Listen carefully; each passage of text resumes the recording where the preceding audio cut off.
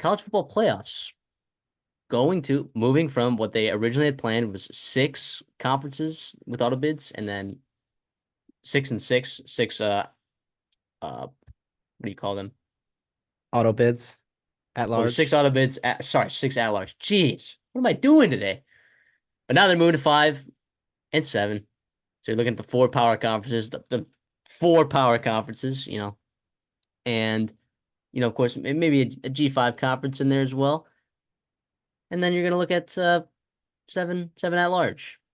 So this was voted on. This was expected, by the way. Like people have been. I feel like when I talked about the 12 team playoff, that this is kind of like what I anticipated happening, anyways. And I think a lot of writers were on this pretty early as well. But it's only been made official now. Was this the right move by the College Football Playoff Committee? I mean, yeah, it was the most logical move. So, good for them for sticking with that. It makes a lot of sense. And obviously, some teams will be upset, some teams will be happy, yada, yada, yada. I think there's a lot of other buzz that's going on behind it. I don't think this is, going to be the format for the next 10 years.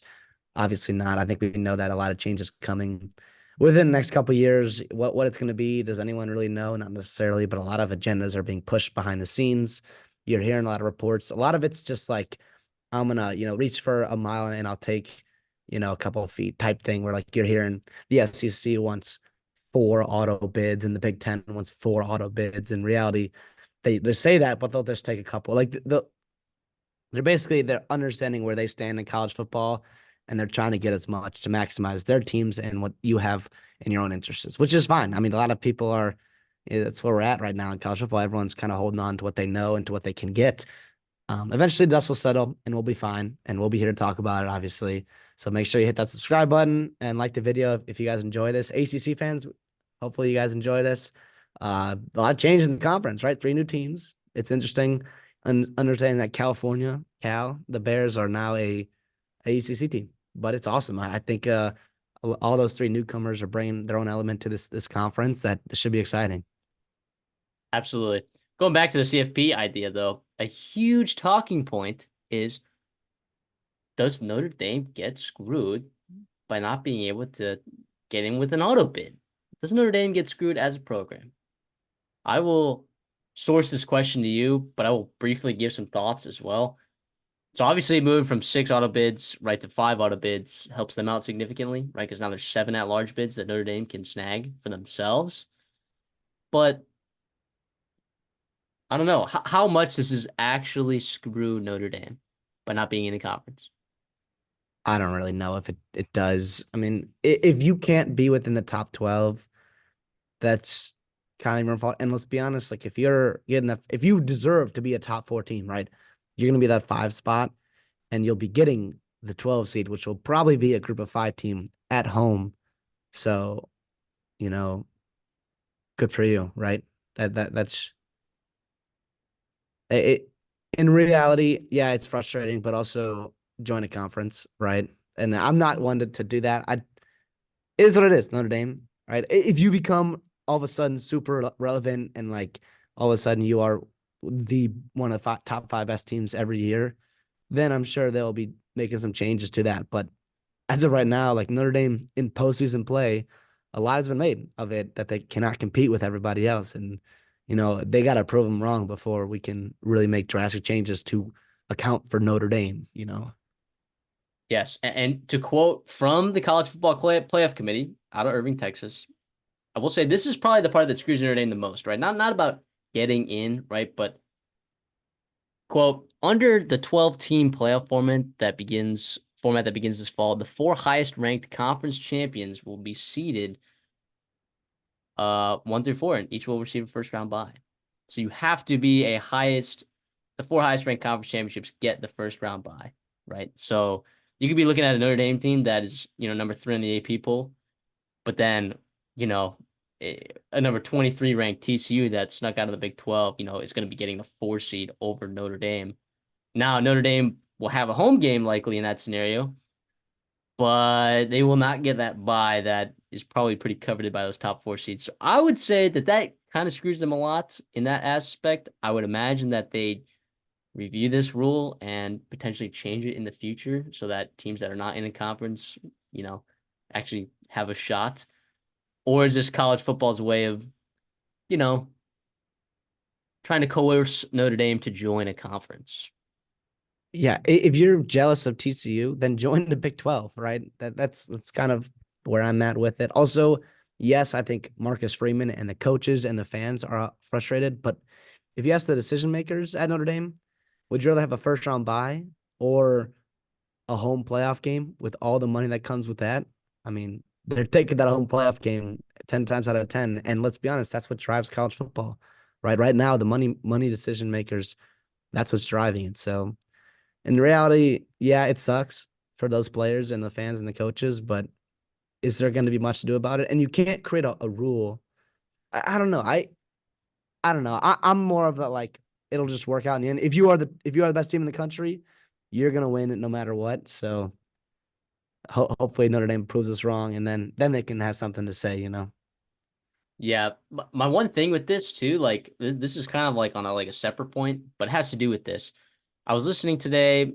There was someone that was talking about, look, the 12-team playoff has a chance to really set things kind of in stone for college football and will like slow things down with the way that the sport is growing right now and kind of outgrowing its own shoes right now.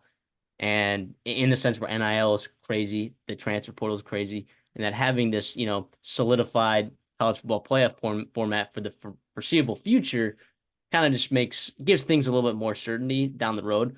I could not disagree with this more, by the way. I could not disagree with this more. Here's why. Like, if you have more college football playoff games, that's more money for these networks, right? That's more games that you have to play. Like, anytime you have more money, when you are adding more money into college football, you are accelerating whatever growth you're trying to stop. Now obviously we want the sport to grow, but I'm talking about the the uncomfortable growths, right? The rule changes, the uh paying player, like whatever, like the more you add money, more problems, right? It's literally like I think it stands very true in this instance with college football right now. So I feel weird. I couldn't disagree with that individual more, but I will say this as well. So Pete Thamel, just an hour ago, as we're recording this, he tweeted from his sources. And if you're not following Pete Thamel on Twitter and you're a college football fan, I mean, what are you doing, right? Mhm. Sources: the idea of a 14-team college football playoff was discussed by CFP management committee at meetings in the Dallas area today, which is where their headquarters are. If that happened, it would begin in 2026. Nothing is imminent, but it's significant this idea was discussed. So on top of this individual saying that it should slow things down. This college football playoff committee is already talking about what a 14-team playoff would look like. There is no slowing down, and 14 teams. So would that just mean like who's getting buys in that scenario? Like I don't even know. Is it the top 6 teams get a buy? I don't even want Where to are think they about it, coming up with these numbers, right? Like, dude. what are we Well, doing? 4, and then you're like, and then I'll say like I think a 6-team playoff. First of all, a 2-team playoff, right, is in my eyes ideal. I think a lot of people disagree with that. But then after 2, and people can disagree with me all you want, I don't really care. A 6-team playoff makes sense to me. A 6-team playoff makes sense. Oh yeah. And then actually, I'd rather have the 14 playoff than the 12-team playoff. Like now it makes sense. Now you have 4 power conferences, right? Like now it actually makes sense. And now you're moving over to 12, and I don't love it. 14 would be even worse than 12. What kind of number is 14? Are there 14 teams in college football that can genuinely, I'm not even talking about win the college football playoff, like make like the final 4? Like are there 14 teams? Like if you look at like Division 3 football and FCS Division 1 or FCS football, I think a 1 and 2 seed has won like almost every year in the last 15 years in their playoff format. So I think there's going to be a little bit more parity in the college football that we're talking about. But man, 14 is whack to me. 14 is whack. I can't be alone on this, right? No, I exact all these reports, you never know. There's no way that the smartest minds in college football or in college athletics can come our way and be like, the solution is 14 teams. And I mean, but it's also, and it's not even the NCAA, right? This is not even the NCAA. The NCAA gets blamed for a lot of things. This is not the NCAA. So it's crazy. It's very interesting. We'll see how it goes. I'm sure it's not going to be as bad as you think it is, but it's not going to be as good as you think it is either. So it's going to be somewhere in the middle, like it always is. But regardless, it's pretty wild. I glad that we have the 5 and 7 sorted out officially, so we can start doing, our preseason way too early playoff brackets. So, but obviously, we'll see when we get there. Yeah, the thing that this will fix though is the New Year's Six bowl games, right? Like the Orange Bowl this year. I mean, stuff like that does not need to be televised. I'm sorry. Georgia Graphic. absolutely putting it was graphic. And look, I'm of the opinion that something not necessarily of that magnitude, but something of that liking would have happened anyways without Jordan Travis playing for Florida State. But man, I mean, that was brutal. So I am excited to see that where you see um more effort put out by these players and coaches in those bigger New Year's Six bowl games. But also too, like it kind of messes up the calendar for even more teams, right? Because you think about like Georgia is late on the recruiting. Like if you make the college football playoffs, like you're late to recruiting, you're uh late to like coaching switches, right? If you're on that staff, like there's a lot of stuff that gets screwed up in the calendar. So it's just another 10 or 8 teams that kind of get messed up by that calendar. But I don't know, man. I don't know because like bowl games, like if bowl games happening, you're probably still recruiting pretty hard. Uh, you're in the transfer portal. You're hiring new staff, possibly new head coaches. But if you have the college football playoffs in this way, you're gonna avoid some of that for these top teams that season. But yeah, man, I just I don't know, man. And then from per Ross Dellinger as well, they're talked about a 16 team as well, which that makes more sense than 14, but um I, I don't know. I'm not making these decisions, so I can't really say a whole lot other than I just really, really, really hope for the sake of this sport and the sake of this podcast and the sake of my mental health, this works out. Are you with me there? I agreed. I think we all can agree.